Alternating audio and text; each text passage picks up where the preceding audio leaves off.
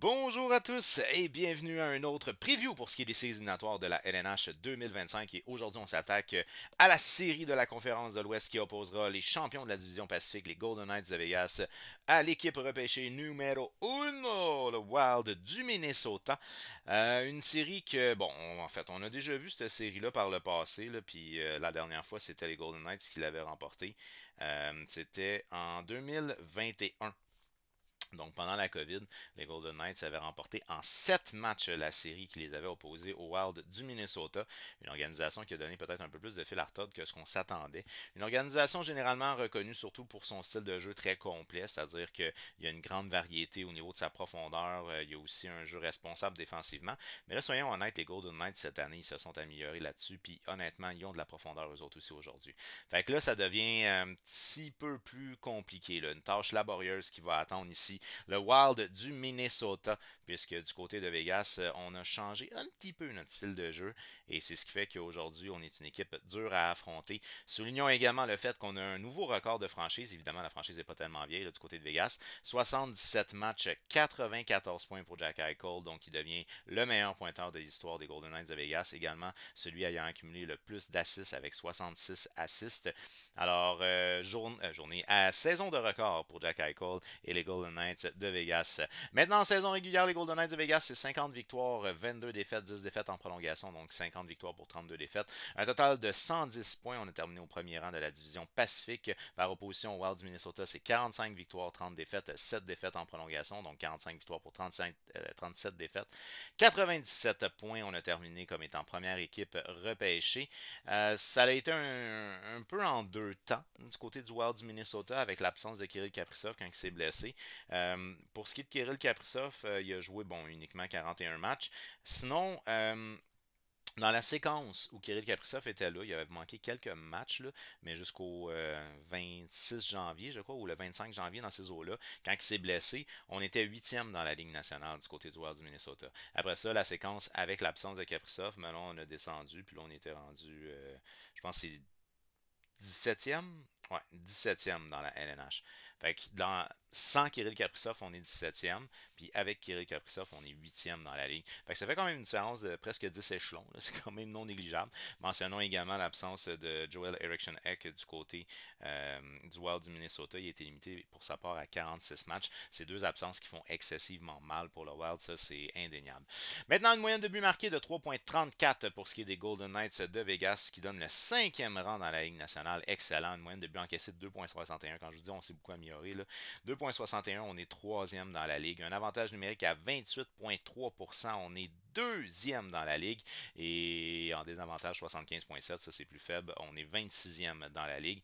Ça fait un clash, mais quand on compare avec le Wild du Minnesota, ce qu'on remarque, c'est que on a 72,4% d'efficacité en désavantage numérique pour le 30e rang dans la Ligue.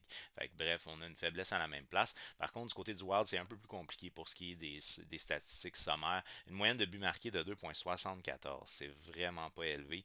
À 2,74, on est 25e dans la Ligue. Une moyenne de buts accordés de 2,88. Ça, c'est pas mauvais, 2,88. On est quand même 16e dans la Ligue, à peu près mi-peloton.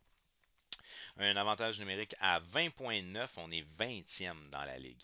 Fait que ça fait mal. Ça fait très très mal. Le Wild, c'est une équipe qui compte moins en moyenne qu'accorde de but.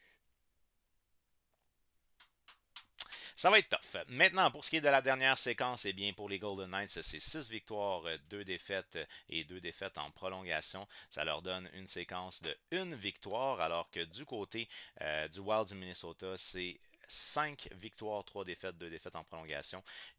C'est pas 2 défaites en prolongation, excusez, c'est 2 victoires en prolongation. Donc, 6 victoires, 2 défaites en prolongation. 6 victoires, 2 défaites, 2 victoires en prolongation.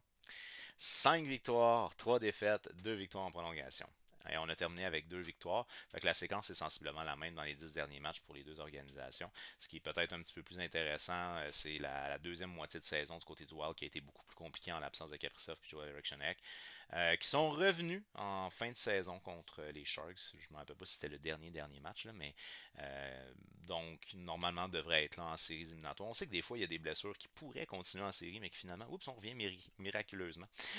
Du côté des Golden Knights de Vegas, maintenant, les 5 meilleurs pointeurs, ben, Jack Eichel, évidemment, premier pointeur avec 77 matchs, 28 buts, 66 passes pour 94 points. Une excellente saison pour ce qui est du joueur de centre des Golden Knights de Vegas qui a, comme j'ai dit, battu le record de l'organisation.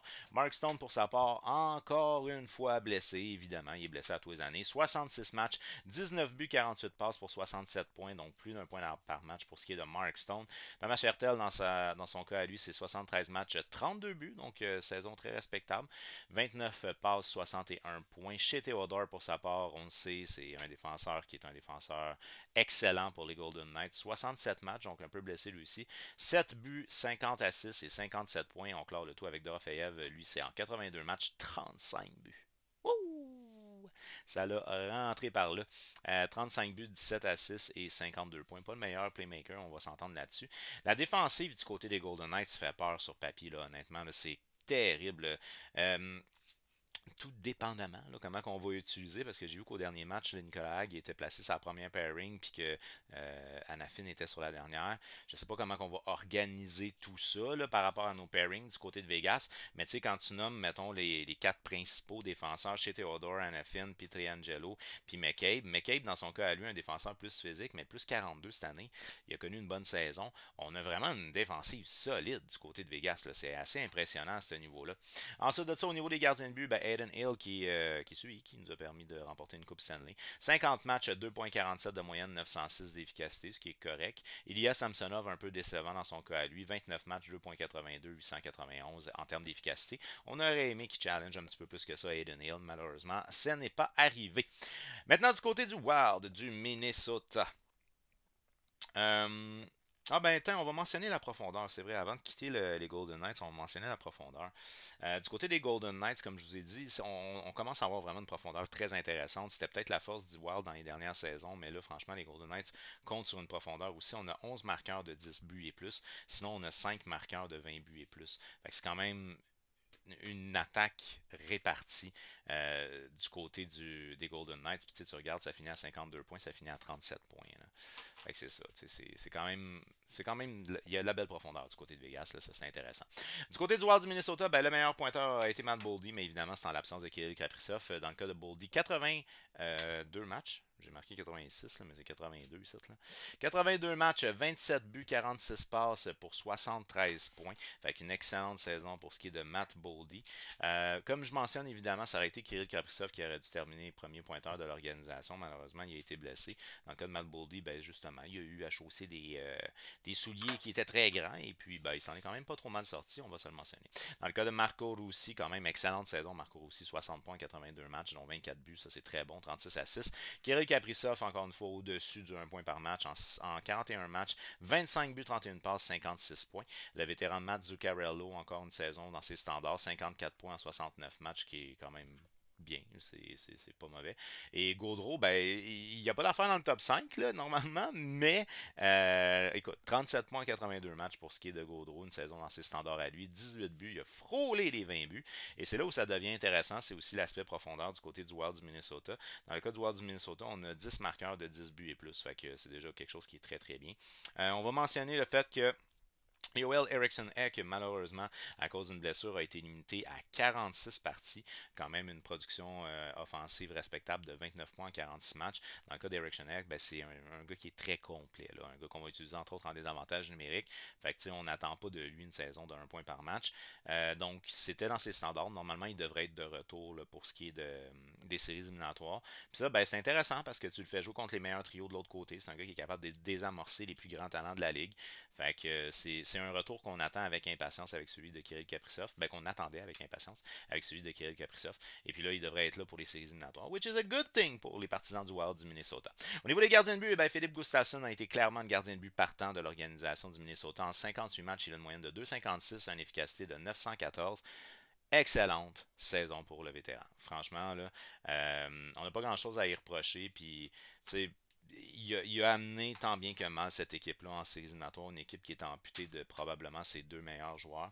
Euh, c'est sûr que il y a d'autres joueurs qui prennent la relève en l'absence des plus gros noms, mais il en reste pas moins qu'il y a deux joueurs qui manquaient beaucoup. Je veux mentionner aussi là, que le défenseur, le jeune défenseur, Brock Faber, 22 ans, s'établit du côté du Minnesota. On l'a vu entre autres là, aux Quatre Nations.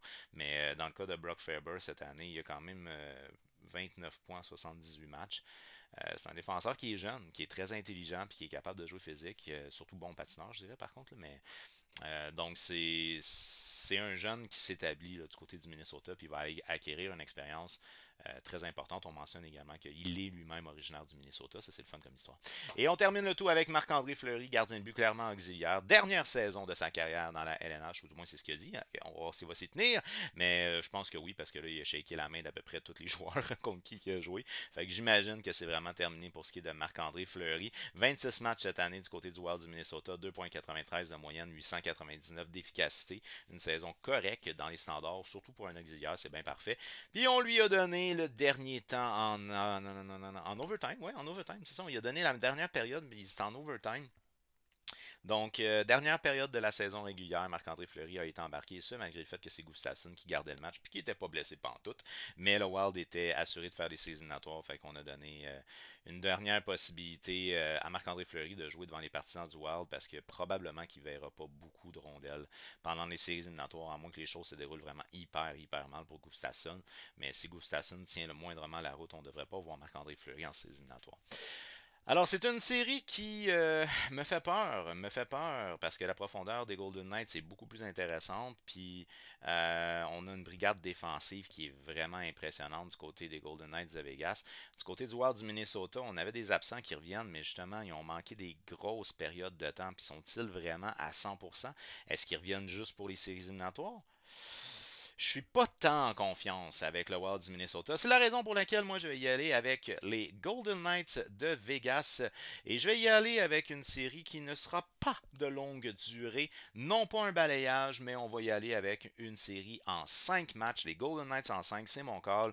Qui est selon vous l'équipe qui va remporter cette série-là et en combien de matchs? Faites-moi savoir ça au travers des commentaires. On n'oublie pas, on fait un petit j'aime, on partage la vidéo, on s'abonne et on active la petite cloche parce qu'il y a d'autres previews qui s'en viennent pour les séries éliminatoires de la LNH. Sur ce, un gros merci d'avoir été là et on se revoit très bientôt. Bye bye.